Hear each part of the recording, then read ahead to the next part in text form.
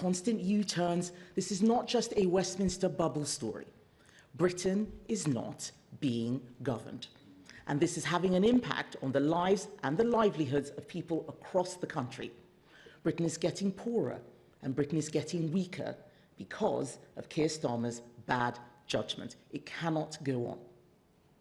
It is now up to Labour MPs to do the right thing. I know there are many of them who are horrified by what has happened. We saw that in the House of Commons just yesterday. They might now expect the Prime Minister to take responsibility, but we know he won't. He will have to be dragged out of number 10. So, I am making them an offer.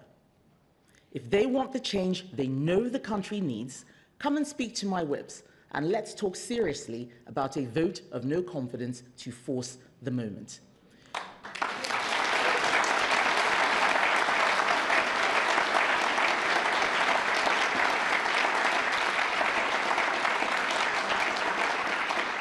Keir Starmer's position is clearly untenable, but it is for Labour MPs to decide when he goes, because it is a question of when, not if, he goes.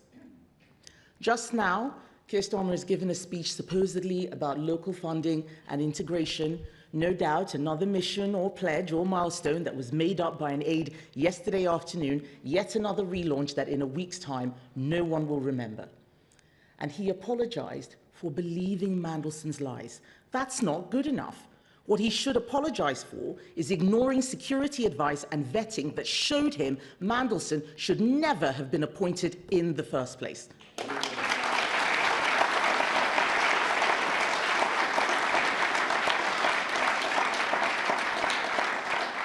But, ladies and gentlemen, you will notice that he cannot bring himself to do that because his self-righteousness is his greatest weakness.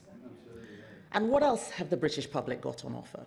Fresh from announcing a pubs policy this week with a £10 billion black hole in it, Nigel Farage this morning announced his new Welsh leader after the last one was sent to prison in November for taking bribes from Russia.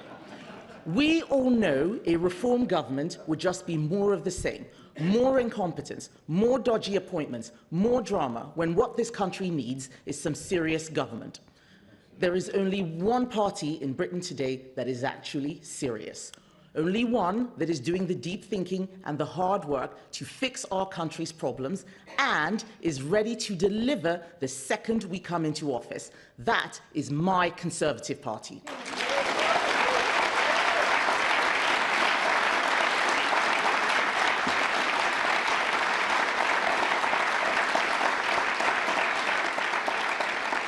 And some people will ask, and we must admit, yes, we made mistakes, but we acknowledge them and we have learned from them. That is the difference between us and everyone else. We are on the side of hard-working people, people who do the right thing and are fed up with a government that isn't working for them. We are on the side of those who play by the rules. We are not on the side of people claiming benefits when they could and should be working. We are not on the side of spivs and scammers who think the rules don't apply to them.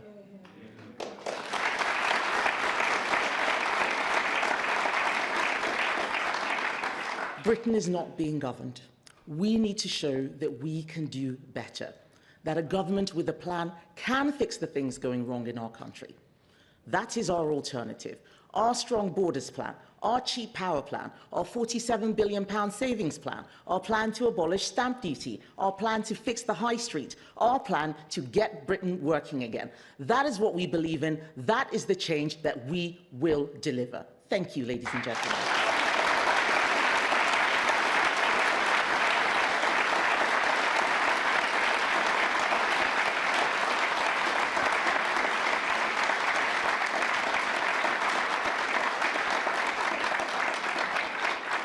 Thank you. I would now like to take some questions from the media. First up is Catherine Forster from GB News. Thank you, Catherine Forster, GB News. The Prime Minister has just said that, effectively, he's going nowhere. And he's said he wants to clarify his comments yesterday, that what he was actually saying was simply that he knew publicly that Epstein and Mandelson knew each other. Does that begin to cut it? Not in the slightest. I forced him to make a confession yesterday, and he is backtracking now because he's a coward. The fact is, he saw security vetting that had information that every single person in this room would have realized made Mandelson unsuitable, and he still went ahead and appointed him because he thought he was being clever.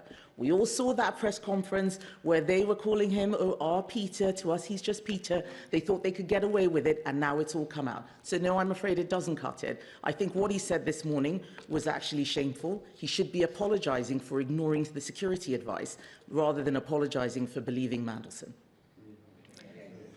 Next up is Joe Pike from BBC. Joe Pike, BBC News. Kemi Badenoch, why didn't you say all of this 14 months ago when Lord Mandelson was appointed, when we knew he'd had a relationship post-conviction with Epstein, when we knew he'd stayed at the New York apartment, where we'd seen the photos of the two trying on clothes together, and where your political ally and mentor, Michael Gove, said Mandelson was, quote, the best choice to handle Trump? Isn't the truth that you are acting outraged today, but when it all mattered 14 months ago, you, like so many other MPs, chose to look away? That is complete nonsense. First of all, Ian Duncan Smith spoke up and said this was wrong. Caroline Dinenage spoke up and said that it was wrong. Lots of Conservative MPs said it. We are a strong team. I don't need to say every single thing at every single moment, especially as I believe that the Prime Minister had carried out security vetting. He's the one who had the information. So I don't understand how this is now the Tories' fault. I think that's completely preposterous, okay? This is Labour's fault.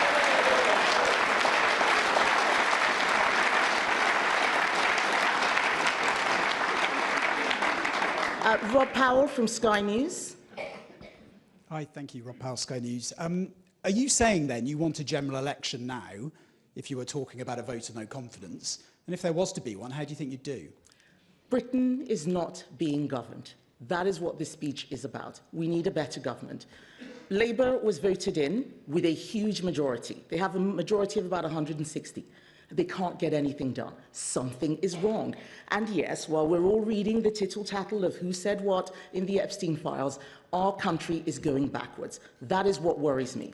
If a general election is on the cards, we'll take it because we know we will do a better job. But what we need to make sure is that the public can see what the alternatives are. This is not a game. We're not throwing dice. This is about people's lives. And I am very worried about what is happening in our country. I am very worried about some of the nonsensical legislation that is going through Parliament, what they're doing on veterans, what they're doing on Chagos. And that's before we get to the pretend private members' bills, which are really government-sponsored bills around things like assisted dying, things that were never in the manifesto. Something is going horribly wrong, and we can see a government that is distracted. It's all about their leadership ambitions. None of the cabinet secretaries are delivering anything at all. Right now, my belief is that there won't be a general election until 2029, because most of those Labour MPs know that they will not be coming back. But they at least have the opportunity to do better. They can pick someone else or force the government to do better, rather than putting their heads in the sand. That is what I'm asking them for.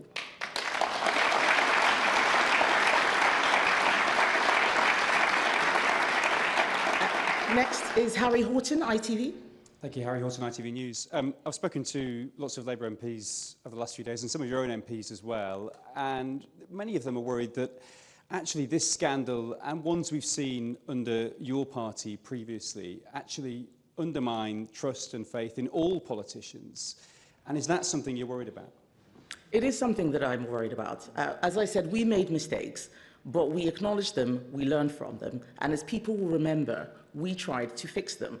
We don't need to go back into what happened several years ago to see that we were actually trying to fix things when we saw the leader was going wrong. Labour are too scared to do that.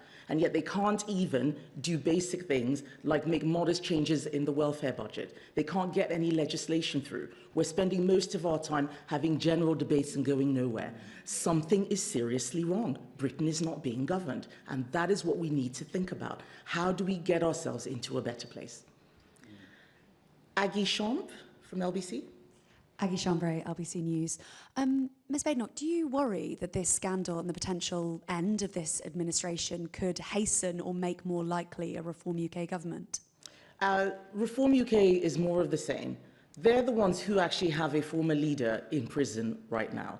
There is no reason that we should even think for a second that these Epstein files don't have something that might implicate them. A lot of Nigel Farage has mentioned multiple times, I'm not in the Epstein files. Nigel Farage has mentioned multiple times, so is his party treasurer, Nick Candy. People can go and investigate. But if people think that we're getting a clean government with reform, I think that that is for the birds. That is not what the country is asking for. They may be doing well because of protest votes, but we need to start having an honest conversation about how we can get a proper government.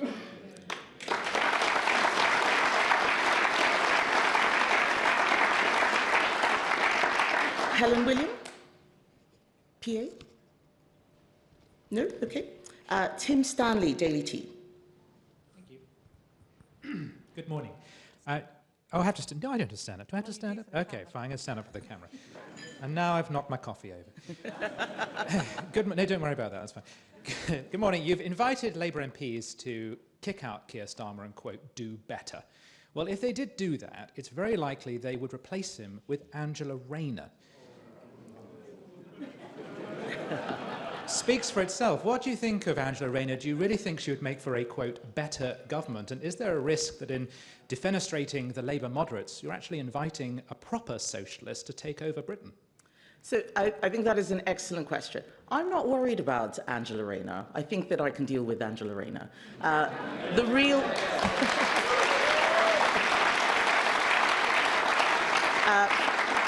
But you've hit upon something that is crucial.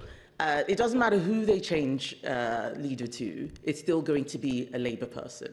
What we need them to look at is the mistakes that they've been making and how they can fix that. Whoever it is that they pick has to acknowledge that a lot of mistakes have been made. The country is not crying out for socialism. The country is crying out for competence and fixing the economy, putting money in people's pockets. Businesses are crying out for relief. They want the government to get the boot off their necks. It is not a coincidence that Labour MPs can't get into pubs and hairdressers at the moment. That is not because they're crying out for more socialism. What we want to see is them putting the British people back at the forefront of their minds. They're not thinking about any of the people out there right now. They're just thinking about themselves. So let's stop talking about Angela Rayner or West Streeting. Let's start talking about the people out there. That's what I'm worried about.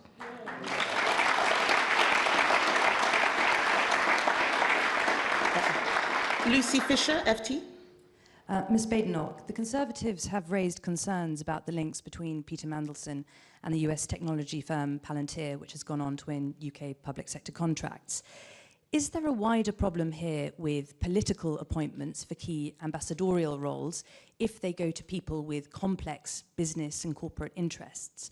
Are you in favour of scrapping political appointments in favour of professional diplomats, or for introducing new safeguards to stop this kind of potentially conflicted interests? Thank you. So our issue is not with Palantir, or even Palantir and Peter Mandelson. It's the fact that the meetings were not minuted, so no one knows what was discussed. And then there was a direct grant of £240 million, not a tender, not a bid. That's something that needs to be looked at very, very closely. That's the issue. It's not really about the political appointment. Political appointments can be good, they can be necessary. Just don't pick the best friend of a convicted paedophile who's still been hanging out with him afterwards. That's the real issue.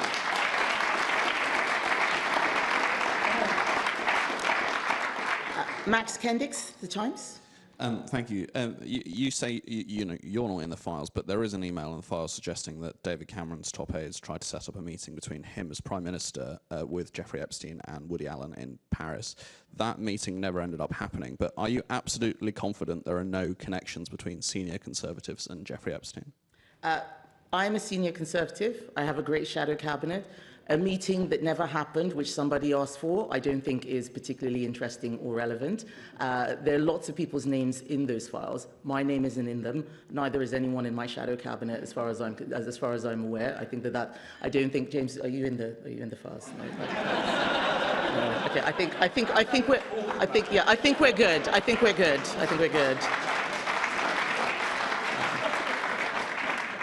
Martin Beckford, The Mail. Thank you. I'm just wondering, what did you make of the police telling the government last night not to publish documents that they say might undermine their investigation into Peter Mandelson? Are you concerned that this might let Keir Starmer off the hook? Thank you. So, it's a very interesting question. So Keir Starmer was leaning on that in his speech, saying, I really wanted to release all the files, but the police have asked me not to. He did not want to release the files. I asked him in September. He had plenty of time. He didn't release them. It wasn't until we used a parliamentary mechanism called a humble address that he realised that he couldn't get his MPs to back him, that he was forced to release the files. Now, the police have said that they don't want things released that may prejudice their case. I think that is fair enough. We're not interested in what Peter Mandelson got up to. The police can investigate that. We are interested in who knew what, when, and how the appointment came to be made. That has nothing to do with the criminal investigation. And if they're so scared, I'm very happy to go into a room and have a look and see myself so that we understand that. The Intelligence and Security Committee is a safe place. They see lots of top secret information all the time. But please do not let Keir Starmer confuse you by telling you that his appointment of a man with his associations with the paedophile was national security or international relations or it's a police investigation. He is hiding. He will do anything and everything he can to stay in office, and he is going to use every trick in the book. Do not buy it. He's been got banged to rights, and we need to make sure that the truth comes out and everything that went on is exposed.